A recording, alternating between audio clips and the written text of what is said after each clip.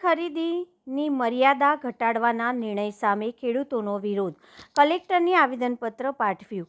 Vadodara collector કચેરી ખાતે આજે ખેડૂતો દ્વારા ગુજરાત સરકારના જુવાર ખરીદી સંબંધિત નિર્ણય સામે વિરોધ નોંધાવવામાં આવ્યો હતો। મોટી સંખ્યામાં એકત્ર થયેલા ખેડૂતોએ કલેક્ટર અનિલ ધામેલિયાને આવેદનપત્ર આપી પોતાની માંગણીઓ રજૂ કરી હતી। ખેડૂતોના જણાવ્યા મુજબ રાજ્ય સરકારે જુવારની ખરીદીની મર્યાદા પ્રતિ હેક્ટર 18.50 ક્વિન્ટલમાંથી ઘટાડીને 10 ક્વિન્ટલ કરી દીધી છે, જેના કારણે ખેડૂતોને ભારે આર્થિક નુકસાન ભોગવવું પડી શકે છે। ખેડૂતોનું કહેવું છે કે ખેતી પાછળ વધતા ખર્ચ અને મહેનતથી સરખામણીએ ખરીદીની મર્યાદામાં કરાયેલો ઘટાડો અન્યાયી છે।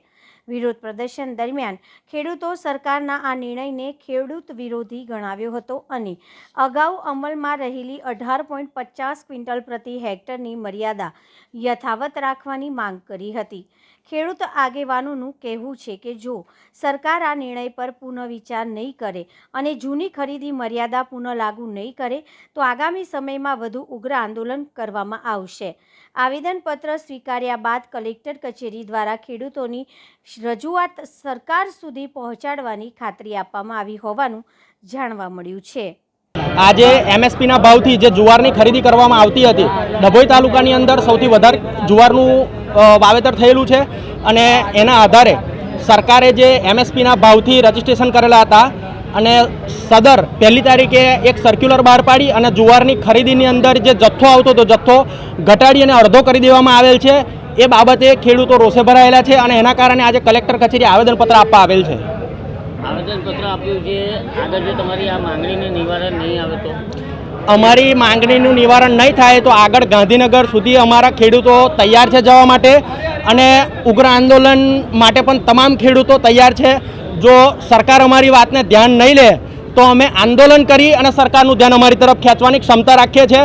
જગતના તાત કહે છે તો અમે બતાવવાની તૈયારી રાખીએ છીએ કે કેવી રીતે જગતના તાત થઈએ છીએ।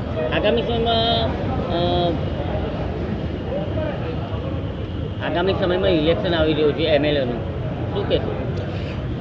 અમારે અત્યારે ખેડૂતોના મુદ્દાને લઈને ચાલીએ છીએ અને રાજકારણની અંદર અમારે ઉતરવાનું કોઈ ઇન્ટરેસ્ટ છે નહીં અને કારણ પણ નહીં।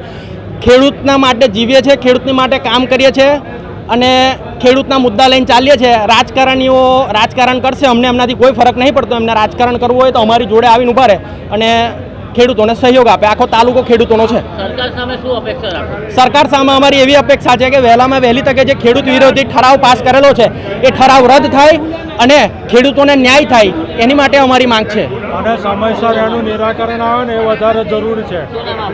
પાર્થ પટેલ।